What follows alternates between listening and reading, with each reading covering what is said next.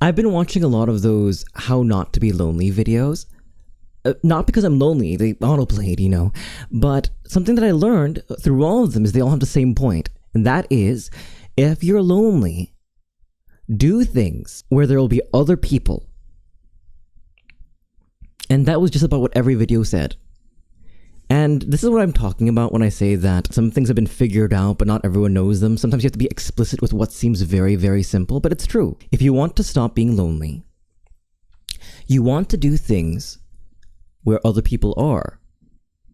You want to be around other people for them to be able to interact with you and talk to you. There are a lot of relationships, a lot of friendships that just start from convenience. There are a lot of different settings as to why you would need new friends, whether you've just moved in from another place, whether you started a new job, or whether you've been out of practice due to a certain catastrophe that all of us were locked in for. But what all of those have in common as well is that for most of them, very often they are outside of school.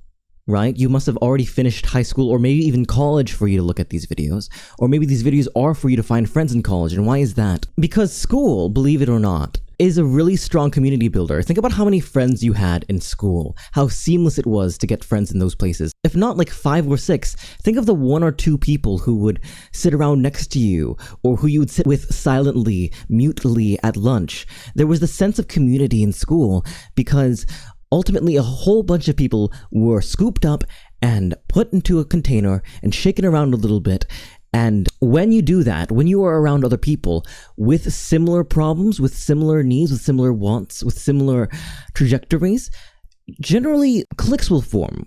Groups will coalesce naturally. And at a young age like that, we imagine that's how the world's going to look. We imagine adulthood when we're young as this space where a whole bunch of people are mashed together, forced to work together, and very, very intimately, say, 8 hours a day, meant to interact consistently. But this isn't the case.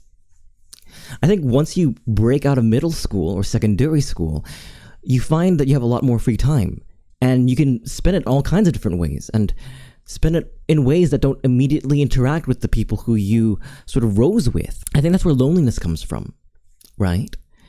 It's not necessarily that we are lacking in incredibly meaningful relationships. How meaningful were those early childhood friends? Not to be rude. If you still hold a decade, 2 decades long friendship, then bully for you. I'm very happy for you.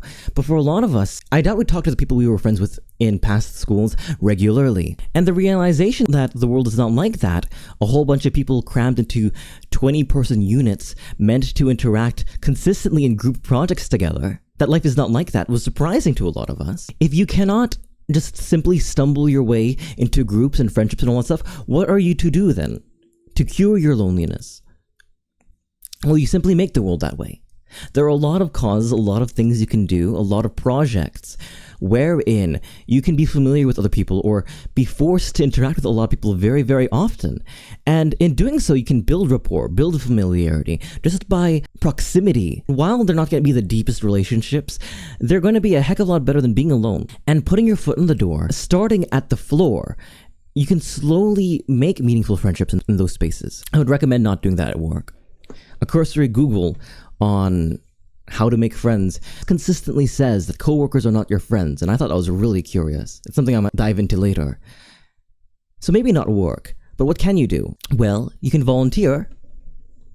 That's a video I saw recently. I'm going to try to find it and put it in the card, but you can volunteer. You can take a class. You can do things that people elect to do, not people have to do to survive, by finding those places with shared interests, with the two of you going in the same trajectory and possibly having to interact with each other to succeed. You find yourself in a hot spot wherein friendships can happen, right? It is as simple as find places where people gather and have a reason to be there, that you can start interacting with people without feeling guilty. Maybe you need a reason. Maybe you're the kind of person, not to call you out, but maybe you're the kind of person who needs something to bring to someone for you to feel like that conversation is relevant, that conversation is valid. You don't need that. But if you do, having spaces like these where everyone is trying to fight for the same goal can be incredibly useful. There are other places, sure, like, I guess it's a bit extreme, but you could go army, right? You are very much pushed into camaraderie there. But it doesn't have to be that explicit. It could be as simple as trying to be social in the Discord of a favorite streamer of yours. But I think those spaces aren't as good at making that connection because you don't really have a goal. And having a mutual goal means the two of you can check on each other. The two of you can measure up and see what the other one's doing better, right? If you are picking up garbage on the roadside as a volunteer, or you're working towards making animal habitats, ultimately the two of you are making habitats. So you can go and ask, how's that one going, etc. A lot of really easy conversation starters happen when the two of you are involved and invested in the same task. I don't think loneliness is a choice. I think loneliness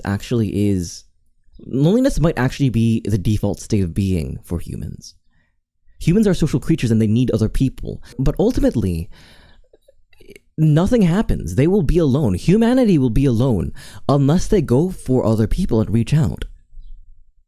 And it should be obvious, right? We should all know this implicitly, and yet we stay here alone. We stay in our rooms waiting for somebody to reach out to us, to do the effort, to do the walk, to save us. But I've always thought that, wouldn't it be wonderful to be the person you needed when you were younger? Or the person that you need now? And what if you could be that to somebody else? What if you volunteered, and if you found someone just like you? I think if people put out into the world what they wanted, the world would be a much better place.